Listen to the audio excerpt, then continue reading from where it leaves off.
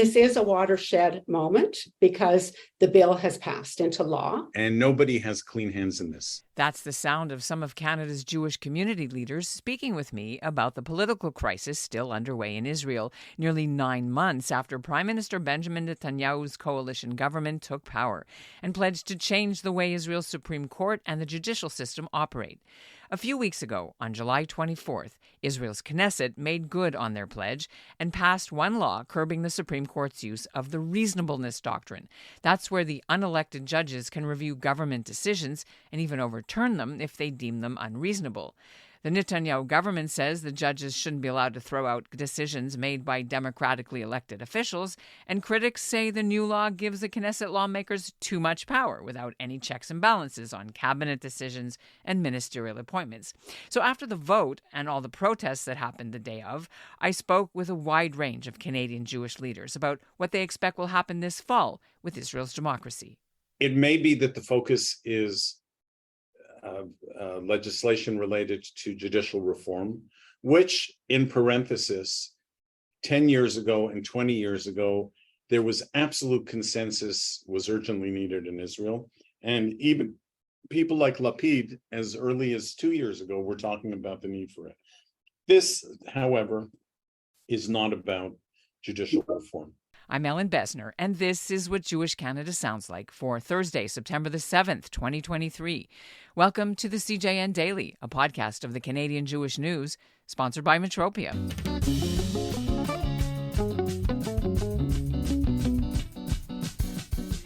We'll get to the interviews in a moment, but first, as many of you know, I've been off on bereavement leave because of the loss of our darling son, Evan, on July the 26th. My family and I have been deeply grateful for the outpouring of love and support from my colleagues at the CJN and from family and friends, but also from the wider community and from you, CJN Daily listeners. It doesn't solve our grief, but we've been comforted by all the emails and cards and phone calls and even meals that you've sent. And we thank you so much. Now, my producer, Zach Kaufman's been filling in for me here on the CJN Daily, and last week he did an episode using some of the interviews that I've recorded. So part 1 of what's in store for Israel this fall. And you can hear that podcast, if you missed it, by going to the link in our show notes. Today, though, I wanted to share the remaining important conversations I recorded, because next week, the political situation in Israel will heat up again. On Tuesday, September the 12th, Israel's High Court will hear petitions about the new law that will now limit the judges' use of the reasonableness doctrine. So, will the judges throw the law out, and what will happen if they do? Meanwhile, Israel's President Isaac Herzog is reportedly busy trying back-channel discussions with the country's politicians to solve the crisis. And Canadian Jewish leaders are also preparing for a busy fall, including lobbying from this side of the world and figuring out next steps. So we'll hear all that, but first, this message.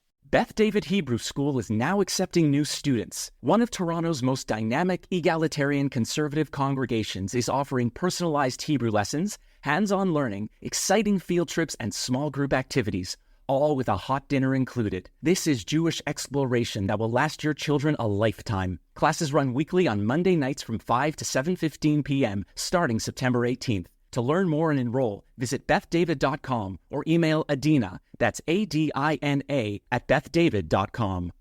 So first up, my interview with Shimon Koffler-Fogel. He's the head of CJA, Canada's largest political lobbying organization. I spoke with him from CJA's head office in Ottawa. Welcome back to the CJA. We spoke 7 months ago. Are you going to say I told you so? No, I'm going to lament that we're pretty much in the same place as we were 7 months ago, that the stakeholders have not really taken to heart the messages that have been conveyed, certainly from the Canadian Jewish community, but from, I think, pretty much everywhere around the world. It's okay for different perspectives to try and advance their position. Less okay is doing it at the cost of any sense of unity and respectful dialogue between those different voices and perspectives. And unfortunately, what we've seen, and nobody has clean hands in this. Ellen, the government coalition has what to answer for, and so does the opposition that has mounted the protests. everybody has contributed to what has become increasingly a toxic binary environment where nobody sees the opportunity or the window for achieving the kind of consensus that big issues confronting a society or a country should always benefit from. Now, you mentioned that there's binary. Now the government's one piece of legislation that went through is just one piece, but you're saying there's societal issues. The legislation itself is one thing, but it's not the biggest thing as far as you're concerned. There's a lot bigger at stake. But why did people sort of go into the streets about this one? What did it symbolize? So I think that it provided people with something very tangible to be able to focus on and saying, we are in favor of, or we are opposed to, and then be able to take the package of judicial reform as the focus of their either agitation or their support or what have you. I don't want to be dismissive of the importance related to getting it right in terms of the balance between different parts of government, the independence of the judiciary, the authority of the executive branch, and so forth. But I think increasingly there has been a recognition amongst thought leaders that really this is symptomatic of a bigger question that is confronting Israel and is coming home to roost, which is, what's the nature of the state? In simplistic terms, people will put the two extremes as, is it an Israeli state? Is it a Jewish state?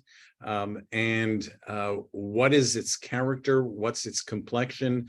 What is going to benefit from emphasis in terms of governance, and what is going to mark the state of Israel?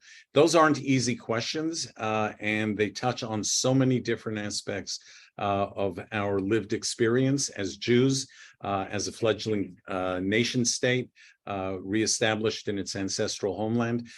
So again, I don't want to diminish the importance of these issues, but the indulgence in this polarized contest is coming at the expense of an ability to navigate these fundamental questions in a more constructive way that is going to be able to factor in and integrate the important dimensions of what all stakeholders see as important. So for some, it's about the nation state of the Jewish people. They want to be able to enshrine a sense of pride and identity, to connect it to 3,500 years of Jewish history. And that's an important thing for them to do. For others, they want to be seen as a modern day liberal democracy that is at home with all Western democracies around the world. And they want that to have dominance. I think that there are ways for us to be able to square the circle. I think with— So what would that look like specifically? What is CIJA calling for and actively doing? So CIJA does not presume to dictate to Israelis what the answers should be. For us, it's not about the position, it's about the approach. And what we're calling for is for everybody to take a step back, to heed the really inspiring leadership of President Herzog, and to recognize that the way forward is the way together. So for us, the emphasis is not on changing positions, it's on people changing their approach to how they arrive at decisions.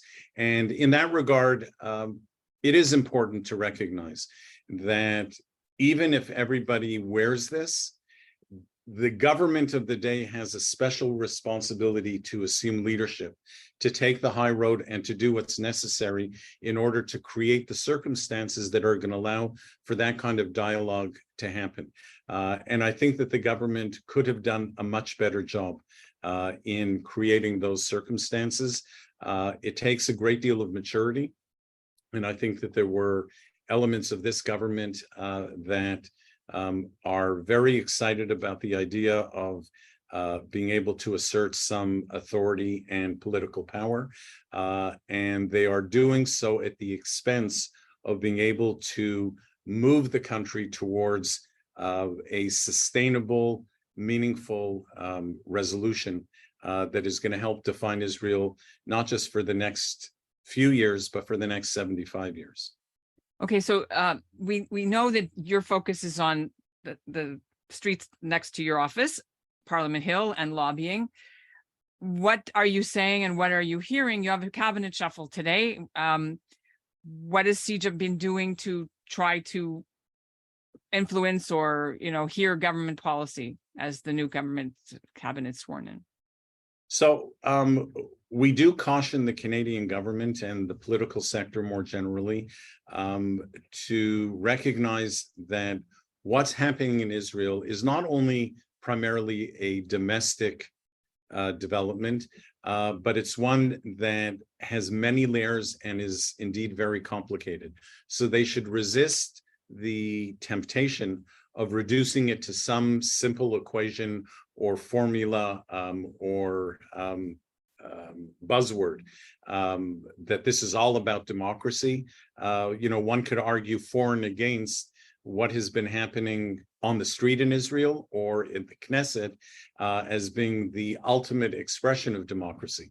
I think that we have to move away from those kind of cliche interpretations. But more than that, from a Canadian perspective, a country that asserts the shared values that Israel and Canada enjoy and serve as the foundation of the relationship, that the bilateral relationship cannot be defined by one government in one particular period. It's about something much, much broader than that. Imagine, if you could, that we would take the experience of the Trump years, an administration that was very polarizing south of the border, and define the Canada-U.S. relationship exclusively on our experience during those 4 years. 4 years that weren't very, very easy for us. Of course, we don't do that. And I think similarly, when it comes to Israel, Canada has to take a broader picture to recognize that Israel, as a young country, has to go through those kind of growth spurts that are going to allow it to get to the next level of maturity and development of their own sort of political legacy. And in that regard, Canada can be a source of support. For example, we have had a very long relationship and a very special relationship, dafka, on the issue of the judiciary, where Israel has looked to Canada for leadership and guidance in how to move towards a constitution, how to structure the judiciary, and so forth. So there's an opportunity for us to play a constructive role in helping guide Israel to a place that is going to resonate with a much broader consensus of Israelis and reaffirm the relationship between Canada and Israel. Okay, but back to what you're saying, let's just take a broader view, and maybe this government will sort of skip over that in the timeline, or maybe not. Some people support, but the Trudeau government is about to go into maybe this fall hearings on the future of its relationship when it comes to Palestine-Israel policy, right? There's going to be this Foreign Affairs Committee that's going to be studying it. Is that still on, as far as you know? And if so, what are you going to try to do to influence what may come out of it? Yeah, so I don't think that study is imminent. I think it's more likely, if it's going to take place at all, to take place in 2024. There are lots of other priorities that the Foreign Affairs Committee and its subcommittees have over the next few months. But whenever it does pursue that kind of study, we're going to want to ensure that the members of the committee are able to benefit from a truly representative and broad spectrum voices and perspectives. We're not afraid or wanting to mute any particular perspective, legitimate perspective, at least, that wants to contribute to the conversation about what Israel looks like, what Israel-Palestinian relationships look like, what the region more generally looks like, and what the bilateral relationship with Canada looks like, because we think all of them could enrich the discussion. But that only works if you ensure that you've been able to capture that heterogeneous, broad spectrum of different voices and views that are able to contribute to the discussion. Okay, and a couple of months ago, there was a lot of controversy about your man in Israel, Siege's man in Israel, with some of his tweets. Is he staying in his position, or has anything been done about making sure he doesn't upset some parts of the population with his political positions on Twitter or other social media? I won't accept the premise that he triggered a lot of controversy. I think that there was a particular segment of the community here, and not a very large one, that tries to seize on some of his writing, which he does independent of his work for CIJA. They were quite comfortable taking it out of context and trying to frame it in a particular way. David Weinberg has been a faithful and responsible representative of us in Israel. He's done some remarkable things and enjoys the confidence of people across the spectrum in Israel, as well as our own confidence here in Canada.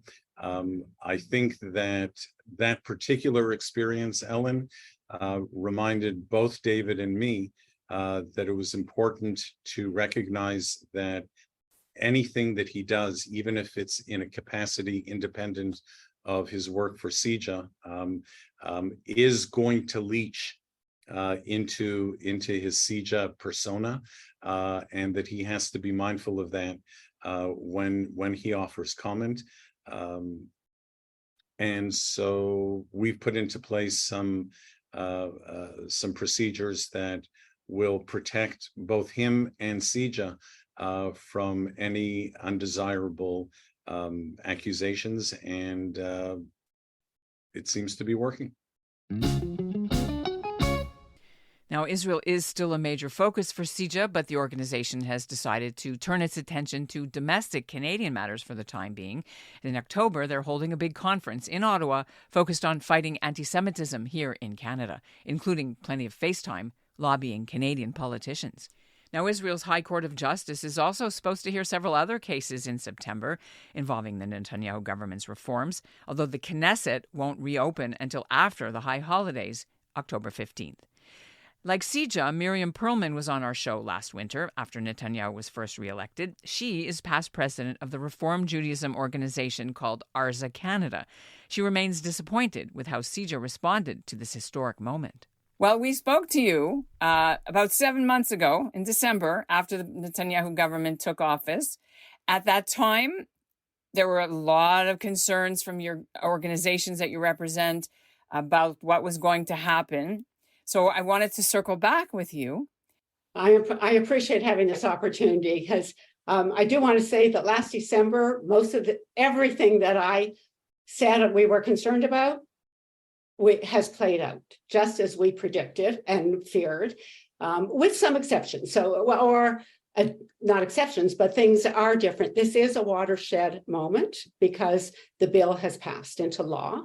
But for 7 months, we have seen an Israeli public protest like it has never protested before, that people that were indifferent to Israeli politics and all of that, Israelis I'm talking about right now, have come out in hundreds of thousands to protest the threatened initiatives and bills that Levine and obviously Netanyahu's coalition have been wanting to put forward.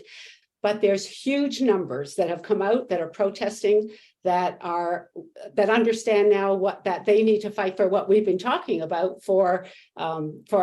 it's not just a Jewish democracy, a pluralism and equality and human rights. It's also Zionism. It's what we believe the state of Israel should be.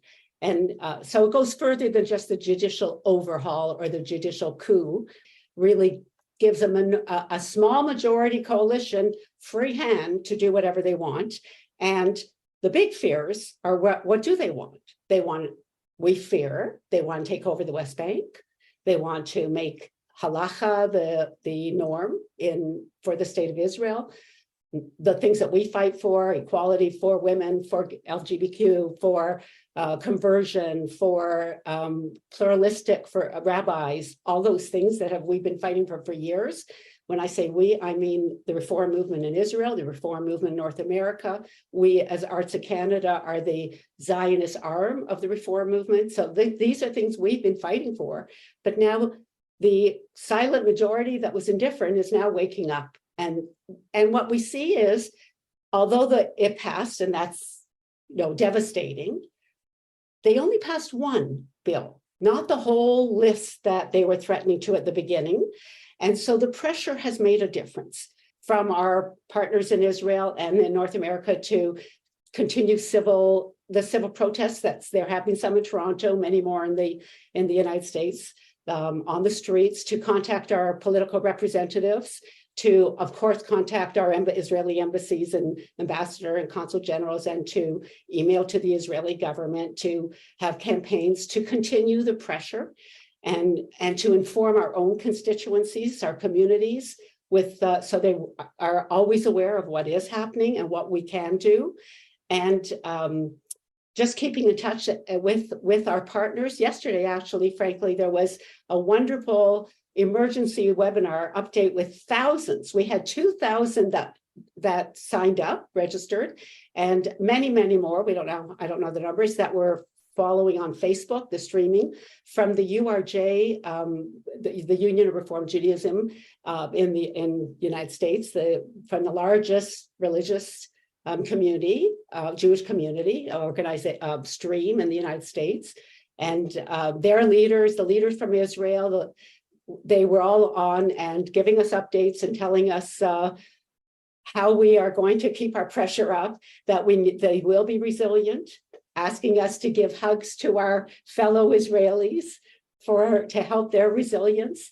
So we're not stopping. And the fears that we had initially have all played out. Are you doing anything? You said you were talking to the Canadian politicians.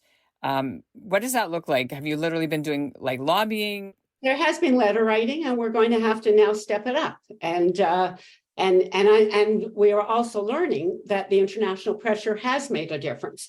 In Israel, our leaders believe that the fact that only one bill came forward, and we've heard there's been internal talk about what actually went on, and the more moderate Likud members were actually trying to get them to back off and not passing it right now, and all that happened among that. This is inside talk only, but the international pressure is making a difference. I'll say one more thing, that we are Jewish organizations like CIJA. You'll remember that was at the Toronto Star that wrote it. Why are the Canadians silent? We need them to be more vocal. We have been disappointed that there hasn't been more, so we'll try to pressure for more of that. Those kinds of things. We'll be speeding it up. And we'll end with Solicitor General Michael Kerzner of Ontario. He's a member of the Doug Ford Conservative Cabinet, and he's been busy promoting a provincial government fund of over $25 million designed to help religious and faith groups beef up security at their buildings to prevent hate-related attacks. Now, Kerzner wouldn't connect what's happening in Israel with a rise in anti-Jewish sentiment here at home, but he is urging groups to get their applications in by Tuesday, September 12th, for some of the money. What are you seeing from your vantage point on how the community is being impacted here, and what are you worried about? Well, Ellen, as I've said many times, Israel is a democratic country. I'm not Israeli. I don't vote in the Israeli election. My concern, Ellen, is to continue on with a strong message that hate has no place in Ontario. And we've never had a government more concerned about rooting out hate in all of its types here in Ontario. And Ellen, we've led by example because we've introduced the Ontario Anti-Hate Security Prevention Grant. That's over $25 million over 2 years, where in our case, Jewish organizations, faith-based organizations can apply to get a $10,000 grant that will allow them to help defray security costs, that will help them put more lighting in their facilities and help them with infrastructure. And it sends a positive message, Ellen. Whenever there's a flare-up, we'll talk about 2021. You weren't in politics yet, but as a member of the Jewish community, when there was the war with Israel and Hamas, there was very serious repercussions in Canada. There was violence in the streets. There were protests. People threw blood at the Israeli consulate. Jews were attacked physically as well as online. And now with what's happening in Israel, how is this translating? What are your police forces seeing, again, targeting Jewish institutions? Well, thank goodness, in Toronto, we've got phenomenal police service, the Toronto Police Service. We border on York Region Police Service, YRP, as I like to call it. I can tell you, Ellen, that I live in Clanton Park. I'm proud. I tell people where I live. I give them out my phone number. And I live in a safe community. I have seen no extraordinary rise of anti-Semitism locally. I walk to synagogue on the Sabbath, and I'm proud of that. And I live, but we're on guard. Can we go back to the question you raised at the beginning about the grants? So how, of this $25 million, realistically, how much of it do you think will be for Jewish faith institutions, percentage-wise? 3/4, half? What do you think? Listen, I can't tell you. I don't know. But the reality is, since the grant opened just a few days ago, many Jewish institutions that are well known have started the applications. Hate doesn't have a boundary. And this is why, our government's message, that's a strong message, that hate is toxic to our democracy, that we're not going to accept this. And for the 99+% of the people that can live in Ontario just fine, neighbor to neighbor, shoulder to shoulder, that's great. But for the few people that can't accept this is the code of behavior, this is our expectation of them, we're going to call them out and we're going to remind them, get out. You don't have a place here. So we got to get people to apply. But Ellen, it's an honor of a lifetime to serve, to help the Premier, to be part of a government that cares about our public safety. It's good to talk with you. And that is what Jewish Canada sounds like for this episode of the CJN Daily, sponsored by Metropia. Integrity, community, quality, and customer care. I hope to be back soon with a new CJN Daily episode. I'm starting back slowly as my family and I continue to navigate our new reality. So meanwhile, if you want to write to me or get in touch with any story ideas, you know how to reach us. I'm at ebessner@thecjn.ca. Thanks so much for listening.